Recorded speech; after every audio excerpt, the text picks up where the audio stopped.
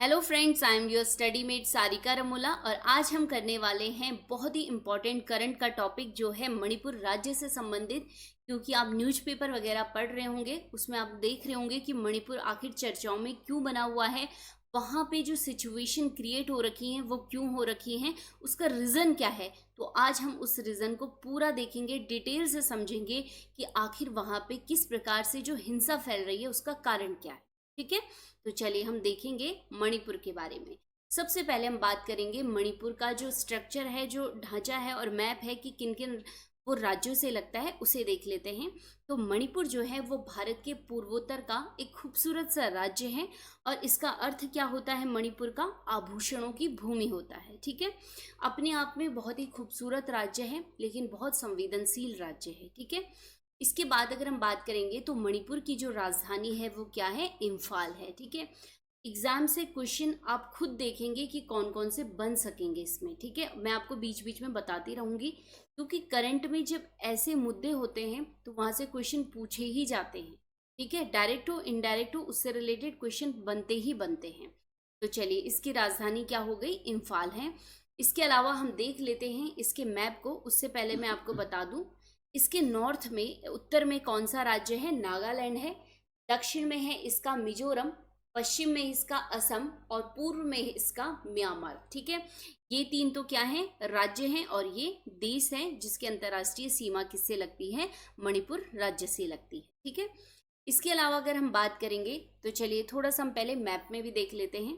देखिए ये क्या है, पश्चिम यहाँ पे है असम, ठीक है, उत्तर में है नागालैंड, दक्षिण में है मिजोरम और ये अंतर्राष्ट्रीय सीमा किससे लग रही है, म्यांमार से लग रही है। तो कहीं ना कहीं प्रभाव, जो अंतर्राष्ट्रीय सीमा है, इसके जो पर्वतीय क्षेत्र हैं, तो म्यांमार का भी असर यहाँ पर होगा। ठीक है, क्योंकि भारत में बांग्लादेश और म्यांमार से जो शरणार्थियों की समस्या है वो हमेशा बनी हुई है। तो कहीं ना कहीं ये आज जो हिंसा का जो विषय हो रखा है वहाँ पे, तो कहीं ना कहीं म्यांमार भी इससे रिलेटेड है। ठीक है, चलिए इसके अलावा हम आगे इस मैप को समझेंगे कि क्या पर्वतीय इलाका है इसमें, कौन सा इसमें घाटी का क्षेत्र है और आखिर विवाद क्या है। उससे पहले हम देख लेते हैं कि जो मणिपुर है, मणिपुर के जो मूल निवासी माने जाते हैं वो मेते जनजाति के लोग माने जाते हैं। ठीक है, अब जो मणिपुर राज्य की घाटी का क्षेत्र है वहां पे ये मेते जनजाति निवास करती है। ठीक है, बोलते इनको जनजाति हैं लेकिन मेते जो हैं वो क्या है, ओबीसी और एससी के अंतर्गत आते हैं, इनको जनजाति का दर्जा प्राप्त नहीं है। ठीक है, लेकिन बोला जाता है मेते जनजाति। इसके अलावा अगर हम बात करेंगे, ये बहुसंख्यक हैं तो इनकी भाषा जो है मैथिलोन है और इसी को क्या कहा जाता है, मणिपुरी कहा जाता है। ठीक है, मैथिलोन को ही क्या कहा जाता है, मणिपुरी कहा जाता है, इसे भी ध्यान रखेंगे। चलिए, तो ये मैप भी हमने देख लिया। तो देखिए, संविधान की 8वीं अनुसूची में जो मणिपुरी भाषा है इसको राजभाषा का दर्जा दिया गया है। संविधान की 8वीं अनुसूची में कितनी राजभाषाएं हैं, 22 राजभाषाएं हैं, उनमें से मणिपुरी भी एक है। ठीक है, ध्यान रखिएगा इसको। मणिपुरी को जोड़ा गया जब 71वां संविधान संशोधन हुआ 1992 में। उस समय पे 3 भाषाएं जोड़ी गई, कौन कौन सी, कोंकणी, मणिपुरी और नेपाली। ठीक है, इसे ध्यान रखेंगे, एग्जाम में पूछा जाता है ये क्वेश्चन बहुत बार। तो इसको राजभाषा का दर्जा प्राप्त है, एक पॉइंट ये है। क्योंकि और किस जनजाति का है, मेते जनजाति का है। ठीक है, ये तो घाटी क्षेत्र था। दूसरा है, मणिपुर में जो पर्वतीय क्षेत्र है यहाँ पर निवास करते हैं नागा और कुकी जनजाति निवास करते हैं। इसके अलावा 35 से 60 और जनजातियां यहाँ पे निवास करती हैं, जो मणिपुर का क्या है, पर्वतीय इलाका है। ठीक है, आगे हम डिस्कस करेंगे। मणिपुर राज्य के जो वर्तमान सीएम हैं वो एन वीरेंद्र सिंह हैं, जो बीजेपी के नेता हैं। ठीक है, और ये इस समय सीएम है वहाँ पे। और वर्तमान गवर्नर हैं एल ए गणेशन हैं। मणिपुर पर जो अंग्रेजों का अधिकार हुआ वो 1891 में हुआ और भारतीय संघ में मणिपुर रियासत का जो विलय हुआ वो 1949 में हुआ। ठीक है, इस चीज को याद रखेंगे। अब हम इसके अंतर्गत क्या देखेंगे, देखिए हमने ये बेसिक चीजें देख ली है कि आखिर मणिपुर राज्य की सीमाएं क्या क्या हैं, बेसिक चीजें जो एग्जाम ओरिएंटेड हैं वो हमने देख ली। अब हम बात करेंगे कि जो मणिपुर है ये राज्य कब बना। ठीक है, इसका इतिहास भी हम बाद में देखेंगे। मणिपुर देखिए, मैंने आपको बताया कि भारतीय संघ में उसका विलय कब हुआ था, 1949 में हुआ था। इसके बाद 1956 1956 से लेकर 1972 तक उसे यूनियन टेरिटोरी यानी केंद्र शासित राज्य का दर्जा प्राप्त था। ठीक है, केंद्र शासित प्रदेश था वो। इसके बाद 1972 में मणिपुर को एक राज्य बना दिया गया। और मणिपुर में जो विधायिका है वो क्या है, एक सदनीय है, यानी यहाँ पे क्या है, सिंपल विधानसभा है और उसमें सीटें कितनी हैं, 60 सीटें हैं।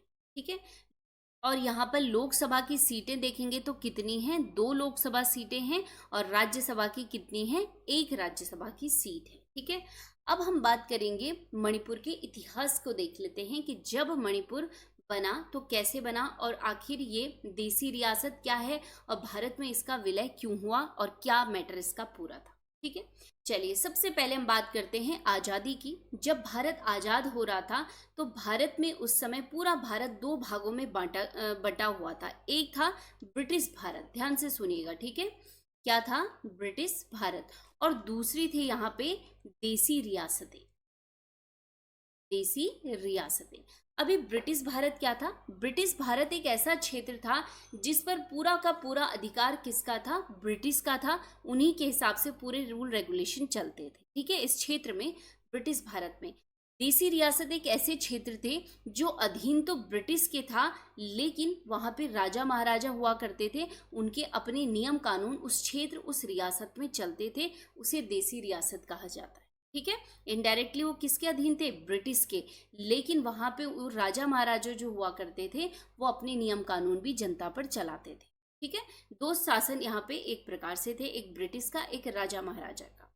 तो अब क्या होता है कि जब देश आज़ाद हुआ तो उस समय जब ब्रिटिश यहाँ से जा रहे थे तो उन्होंने क्या किया, उन्होंने कहा देसी रियासतों को, देखिए जाते जाते भी उन्होंने फूट डालनी चाहिए, फूट डालो और राज करो की नीति तो उनकी थी ही थी, लेकिन जाते जाते भी उन्होंने क्या किया, इन देसी रियासतों को क्या कहा कि आप चाहें तो पाकिस्तान के साथ जा सकते हैं, आप चाहें तो भारत के साथ जा सकते हैं, या आप पूरी तरीके से स्वतंत्र भी रह सकते हैं। ठीक है, 3 ऑप्शन दिए, भारत के साथ जाओ, पाकिस्तान के साथ जाओ, या आप देसी रियासतें जहाँ पे राजा महाराजा हैं, आप अपना स्वायत्त यानी स्वतंत्र भी अपना जो आपकी रियासत है उसको चला सकते हैं। तो भारत के लिए एक बहुत बड़ा चैलेंज था कि भारत अपनी एकता और अखंडता को कैसे बना के रखेगा।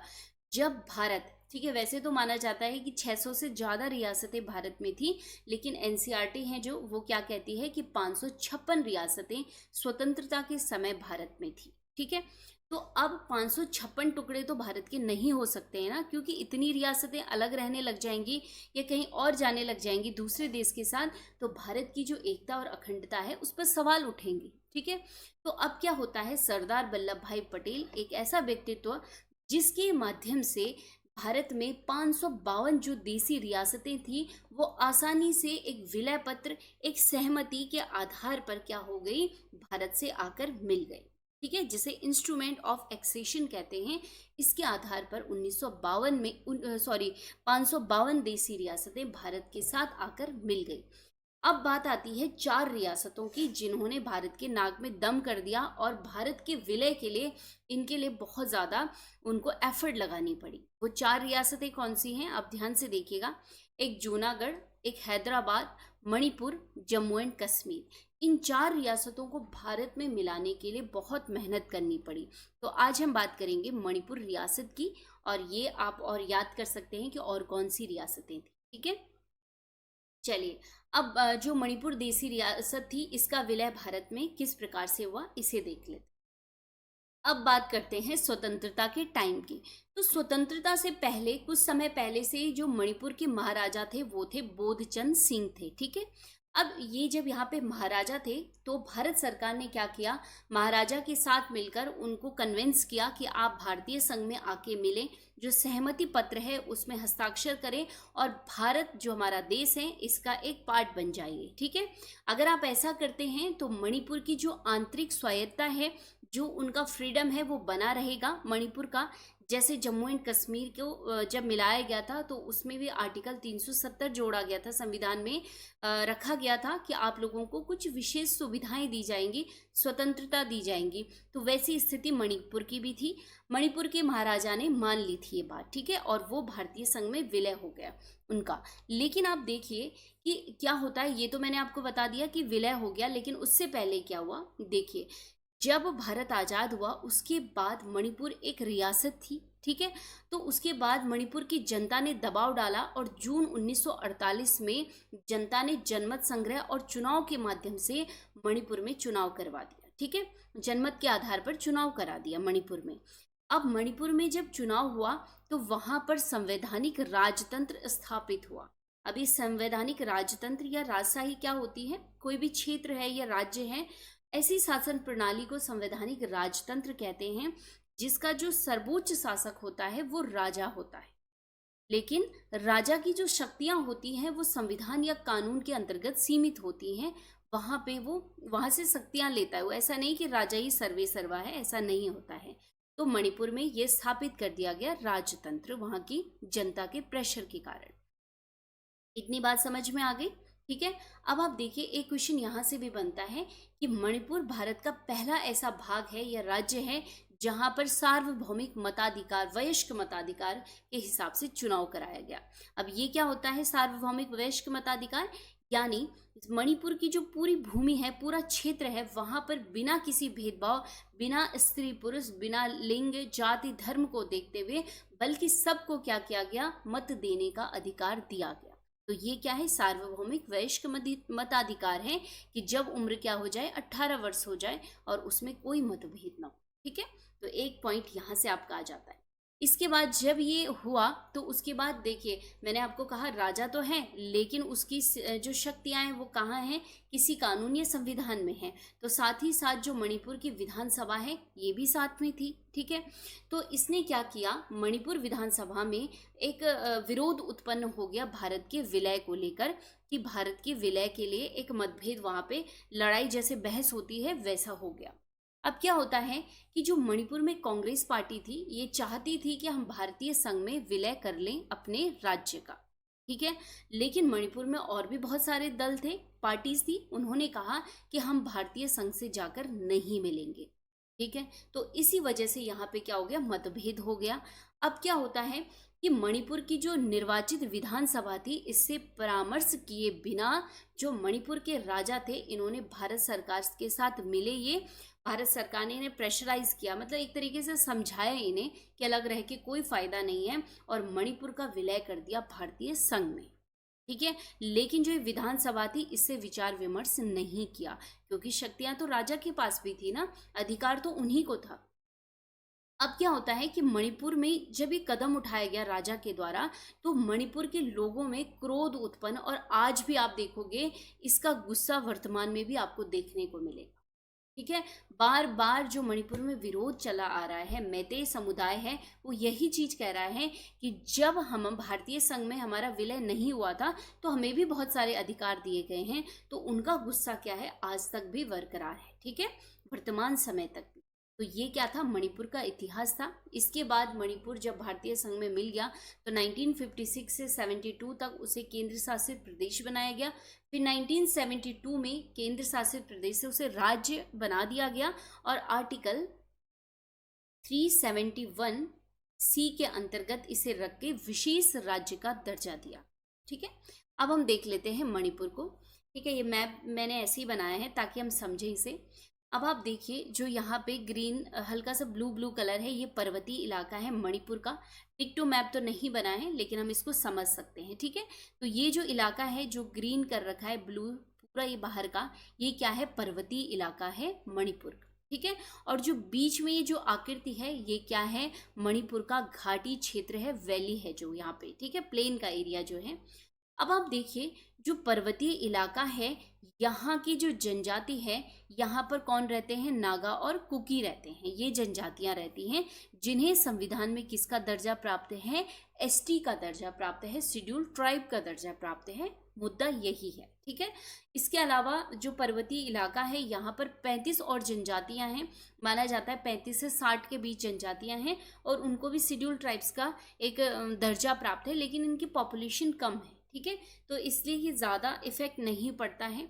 और अगर आप देखेंगे पर्वतीय इलाका, अब हम पहले देखेंगे कि पर्वत का जो पूरा क्षेत्रफल आपको दिख भी रहा होगा, एक ज़्यादा क्षेत्रफल हमने दिखा रखा है मणिपुर का पर्वत इलाके में। तो 90% जो क्षेत्रफल है वो पर्वतीय इलाका है मणिपुर का, ठीक है। अब क्षेत्रफल तो ज़्यादा है, लेकिन यहाँ की पॉपुलेशन क्या है? कुल मणिपुर की आबादी का 50% से भी कम है, ठीक है। 90% क्षेत्रफल और आबादी कितनी है? 50% से भी कम है, ठीक है। इसके अलावा अगर आप देखेंगे तो पर्वतीय इलाकों में जो विधानसभा की सीटें वो कितनी हैं? मात्र 20 सीटें हैं। और जबकि मैंने बताया था कि 60 विधानसभा सीटें हैं मणिपुर में, उसमें से केवल और केवल 20 कहाँ पे हैं? पर्वतीय इलाकों में, ठीक है। तो ये पर्वत के इलाके आपने देख लिए।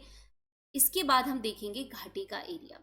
घाटी में कौन रहते हैं? मैते समुदाय रहता है और ये क्या है? बहुसंख्यक हैं यहाँ पे, और साथ ही साथ इन्हें ओबीसी और एससी का दर्जा प्राप्त है, ठीक है। यहाँ के लोगों को ये जो घाटी क्षेत्र है, ये मात्र इसका क्षेत्रफल कितने प्रतिशत है? 10% मात्र है। आबादी इसकी 52-53% से भी ज़्यादा है, क्योंकि इनकी कम है। अनुमानित मैंने आपको बता रखा है, सेम डाटा एकदम बिल्कुल वही नहीं है, डिक्टो डाटा नहीं है, ठीक है। इसके अलावा अगर हम इस पॉपुलेशन ज़्यादा है, इस मात्र 10% में क्या है? पॉपुलेशन कितनी है? 52% से ज़्यादा है, ठीक है। और यहाँ पर विधानसभा की सीटें कितनी हैं? 40 विधानसभा की सीटें, ठीक है। तो आपको ये समझ में आ गया है कि किस प्रकार से डिस्ट्रीब्यूट हो रखा है पर्वतीय इलाका और मैदानी इलाका, एक घाटी क्षेत्र हम इसे बोलेंगे, ठीक है। अब आप देखिए जो पहाड़ का समुदाय है, ठीक है, जो पहाड़ पे जो समुदाय रह रहा है उसको एसटी का दर्जा प्राप्त है, मैंने आपको बता दिया। और जो पहाड़ का क्षेत्र है, देखिए मणिपुर को आर्टिकल 371C के अंतर्गत क्या है? विशेष राज्य का दर्जा प्राप्त है। और इसी में जो पहाड़ का इलाका है इसको विशेष संरक्षण प्रदान किया गया है, इसे भी ध्यान रखेंगे, ठीक है। पर्वतीय क्षेत्र यानी पहाड़ी क्षेत्र को कैसे, कौन से संरक्षण? जैसे पर्वतीय क्षेत्र में जो गैर अनुसूचित जनजाति के लोग होंगे, ठीक है, जैसे मैते समुदाय भी हम कह सकते हैं इसमें, ये जो होंगे ये जमीन नहीं खरीद सकते हैं, वहाँ पे परमानेंट रह नहीं सकते हैं पर्वतीय इलाकों में। जैसे जम्मू कश्मीर में विशेष कुछ स्वायत्ताएं थी, जैसे आर्टिकल 370 के अंतर्गत क्या था? ऐसी सिचुएशन थी जम्मू एंड कश्मीर की कि वहाँ पर दूसरे राज्य के लोग ज़मीन नहीं खरीद सकते हैं, लेकिन इसे अब समाप्त कर दिया गया आर्टिकल 370 को, और जम्मू कश्मीर क्या बन गया है? केंद्र शासित प्रदेश बन गया है। चलिए ये तो अलग मैटर है। अब क्या होता है कि जो पर्वत के जो इलाके हैं मणिपुर के, उनकी स्थिति भी बिल्कुल वैसे ही है जैसे अन्य पर्वतीय राज्यों की है, कि वहाँ पर शिक्षा, स्वास्थ्य और जो आधारभूत सुविधाएं हैं वो बिल्कुल डामाडोल हैं, ठीक है। इसे ध्यान रखिएगा, वहाँ की स्थिति भी क्या है? खराबी है। ऐसा नहीं कि छोटा सा राज्य है, पॉपुलेशन कम है तो बहुत ज़्यादा विकास हुआ है, बल्कि ऐसा बिल्कुल भी नहीं है। उन लोगों को भी बहुत मुश्किलों का सामना करना पड़ता है उस पर्वतीय इलाकों में। अब बात क्या है कि जो संविधान का आर्टिकल 371C है, उसमें पहाड़ी लोग घाटी में आकर रह सकते हैं। आप देख रहे हैं ना, घाटी के लोग उधर नहीं जा सकते हैं, लेकिन जो पहाड़ के लोग हैं वो घाटी में आकर रह भी सकते हैं और ज़मीन भी खरीद सकते हैं। तो एक प्रकार से मैते समुदाय क्या है, वो क्या कह रहा है कि पहाड़ी लोग यहाँ भी आ रहे हैं, ज़मीन भी खरीद सकते हैं, लेकिन हमारी पॉपुलेशन इतनी ज़्यादा है और हम जाके पर्वतीय इलाकों में ना ज़मीन खरीद सकते हैं ना रह सकते हैं, ठीक है। तो ये क्या है? एक विवाद का बहुत बड़ा मुद्दा है। इसके अलावा एक और जब विरोध उत्पन्न हुआ, हिंसा भड़की वहाँ, तो एक नई चीज़ सुनने को आई और लोगों के अंदर एक विरोध हुआ कि जो पर्वतीय इलाके के लोग हैं वो बेसिकली किसे फॉलो करते हैं? ईसाई धर्म में आस्था रखते हैं, और जो घाटी में लोग हैं वो हिंदू धर्म में मान्यता रखते हैं, आस्था रखते हैं। तो पर्वतीय क्षेत्र के जो लोग थे उन्हें ऐसा लगने लगा कि ईसाई धर्म को यहाँ पे दबाया जा रहा है, क्योंकि हमारी पॉपुलेशन कम है, इसीलिए मैतेई को क्या दिया जा रहा है? एसटी का दर्जा दिया जा रहा है, ताकि वो पर्वतीय इलाकों में रहें, और हमारे धर्म को किसी न किसी प्रकार से दबाया जा रहा है। तो एक ये मुद्दा और बना। साथ ही जो पर्वतीय इलाके के लोग हैं वो कह रहे हैं कि घाटी का पूर्ण विकास हो रखा है, वहाँ पे अच्छा स्वास्थ्य है, अच्छे हॉस्पिटल हैं, शिक्षा है, उच्च शैक्षणिक संस्थान हैं, तो फिर घाटी के लोगों को एसटी का दर्जा क्यों दिया जाए। ठीक है, मैटर ये है। अब आप देखिएगा, तर्क इनके वही हैं जो हमने अभी पढ़ लिए हैं। कुकी और नागा के तर्क क्या हैं कि क्यों एसटी का दर्जा। उन्होंने वही कहा है कि घाटी क्षेत्र विकसित है, उनके क्षेत्र में सभी सुविधाएं हैं, इसलिए उनको एसटी का दर्जा नहीं मिलना चाहिए। अगर ऐसा होता है तो संविधान में जो संरक्षण पर्वतीय क्षेत्र को दिया गया है वो समाप्त हो जाएगा और घाटी के लोगों को भी मिल जाएगा और इक्वल हो जाएगा सब कुछ, है ना, क्योंकि सारे एसटी हो जाएंगे तो सब चीज़ें इक्वल हो जाएंगी। ठीक है, और घाटी के लोग पर्वतीय क्षेत्रों में आके रहने लगेंगे, वहां की जमीनें खरीदने लगेंगे, ये उनका तर्क है वहां पे। ठीक है, अब मैते समुदाय का तर्क क्या है, वो कह रहे हैं, देखिए मैंने आपको पहले कहा कि जो विवाद था पर्वतीय और घाटी के लोगों का वो बहुत लंबे समय से इतिहास से ही बना हुआ आ रहा है और अभी भी वर्तमान में भी आपको देखने को मिलेगा। मैते समुदाय क्या कह रहा है कि मणिपुर के भारतीय संघ में विलय के पूर्व, ठीक है, पूर्व क्या था, उससे पहले क्या था, मैते समुदाय जनजाति का दर्जा उसे प्राप्त था, लेकिन जब उसे मिलाया गया किसमें, भारतीय संघ में, तो उनका ये दर्जा छीन लिया गया। तो अब वो चाहते हैं कि हमें फिर से जनजाति का दर्जा दिया जाए। रीजन मैंने आपको बता दिया। यदि ऐसा होता है तो सारी सुविधाएं संविधान में जो जो पर्वतीय क्षेत्रों को है वो सब घाटी के क्षेत्र के लोगों को भी मिलेगा। अब चला आ रहा है थोड़ा बहुत विवाद इनका आपस में चला आ रहा था, लेकिन विवाद कब से हुआ ये ज्यादा इंपॉर्टेंट। ठीक है, सबसे पहले हम बात करेंगे, इतिहास में हमने देख लिया है कि ये विवाद तो तभी से है 1949 जब से विलय हुआ। लेकिन क्या होता है कि जब ये मांग थी, मांग ऐसी नहीं है कि आज 5 साल 10 साल पहले से ये मांग है, मांग मैते समुदाय की बहुत पहले से थी। लेकिन केंद्र सरकार ने 2013 में राज्य सरकार से एक सुझाव मांगा, एक क्वेश्चन किया कि क्या जो मैते समुदाय है उसको एसटी का दर्जा दिया जाना चाहिए। ठीक है, तो एक सवाल पूछा गया था केंद्र सरकार द्वारा, क्योंकि उनके संसद में कई बार ये क्वेश्चन पुट अप हो रहा था इस समुदाय की ओर से जो उनके प्रतिनिधि थे। तो अब ये सुझाव राज्य से मांगा गया था। ठीक है, तो छोटे मोटे विरोध इसके कारण होते रहते थे वहां पे। लेकिन अब क्या हुआ, अप्रैल 2023 की हम बात करेंगे। अब क्या होता है वहां पे कि जो मणिपुर का हाई कोर्ट है, यहाँ पर भी रिट गई थी, यहाँ पे भी वाद चल रहा था, तो उसने आदेश दिया कि जो मैते समुदाय है उसको एसटी का दर्जा दिया जाए। हाई कोर्ट ने क्या कहा मणिपुर की, कि जो मैते समुदाय है उसको भी एसटी का दर्जा दिया जाए, क्योंकि उनको पहले वो दर्जा प्राप्त था, उनके साथ अन्याय हो रहा है। ठीक है, हाई कोर्ट ने ये कह दिया। अब उन्होंने, हाई कोर्ट ने सरकार को 4 हफ्ते में इसमें निर्णय लेने के लिए कहा और इसके बाद दंगा फैल गया। हुआ ये कि इसके बाद क्या हुआ कि जो ट्रेवल स्टूडेंट यूनियन है, ठीक है, ये एक यूनियन है और इसमें सबसे ज़्यादा जो लोग हैं वो किसके जुड़े हुए हैं, कुकी और नागा समुदाय के जुड़े हुए हैं। तो उन्होंने एक रैली निकाली और उसके बाद ये भिड़ गए किससे, मैती समुदाय के लोगों से इनका कुछ विवाद हुआ और वो दंगा कितना भड़का वो सब आप लोग न्यूज़ में देख रहे हैं। ठीक है, मेन मकसद क्या है हमारा, यहाँ पे रीज़न जानने का कि आखिर किस कारण से वहाँ पे स्थितियाँ, ऐसी परिस्थितियाँ बन चुकी हैं आज। ठीक है, तो आप समझ गए हैं। इसके बाद एक छोटी सी चीज़ ने इतनी बड़ा, मतलब छोटी सी बात ने इतना तूल पकड़ दिया कि आज वहाँ पे कोई भी सुनने के लिए तैयार नहीं है। राज्य के हाथ से जो व्यवस्था है वो छूटती जा रही है, राज्य कंट्रोल नहीं कर पा रहा है उन दंगे, उस हिंसा पे। ठीक है, अब क्या होता है, केंद्र सरकार ने बोला राज्य को कि भाई आपके बस की अब बिल्कुल भी नहीं है, आप साइड हो जाओ। और उन्होंने क्या किया, इस दंगे को भयंकर इतना ज़्यादा हो गया था कि केंद्र सरकार ने मणिपुर में आर्टिकल 355 लागू कर दिया। ठीक है, आर्टिकल 355 लागू किया और इसमें ये क्वेश्चन पूछे जा सकते हैं। ठीक है, आर्टिकल से रिलेटेड आर्टिकल 355 क्या कहता है कि जब भी किसी राज्य, किसी क्षेत्र में आंतरिक कोई गड़बड़ी हो जाती है, बाहरी आक्रमण का कोई डर रहता है, मैंने आपको कहा मणिपुर की जो सीमा है म्यांमार से लगी हुई है, तो कुछ भी नहीं कहा जा सकता है कि आने वाले टाइम में जो पर्वतीय इलाकों में म्यांमार की जो पॉपुलेशन वो रह रही है वो भी कोई कदम उठा सकती है। ठीक है, क्योंकि उनको भी एक क्षेत्र मिला हुआ है, वहाँ पे बहुत सारे म्यांमार के लोग रहते हैं इनलीगली, तो वहाँ पे कुछ भी हो सकता है। तो बाहरी आक्रमण, ये आर्टिकल 352 बिल्कुल नहीं है। ठीक है, ये 355 की हम बात कर रहे हैं, इसको ध्यान रखना। तो आंतरिक गड़बड़ी, जब राज्य के हाथ से मामला निकल गया हो, या बाहरी आक्रमण के खिलाफ राज्य की रक्षा करने के लिए केंद्र सरकार अब जो कदम उठाएगा, जो पुलिस व्यवस्था स्थापित करेगा, वो अपने हिसाब से करेगा, केंद्र सरकार आर्टिकल 355 के अंदर। ठीक है, तो अब जो वहां पे पूरी व्यवस्था देख रही है वो केंद्र सरकार देख रही है, राज्य सरकार नहीं। तो ये मेन मुद्दा है मणिपुर का, और आखिर वहां पे विवाद किस कारण से हो रहा है वो हमने देखा है।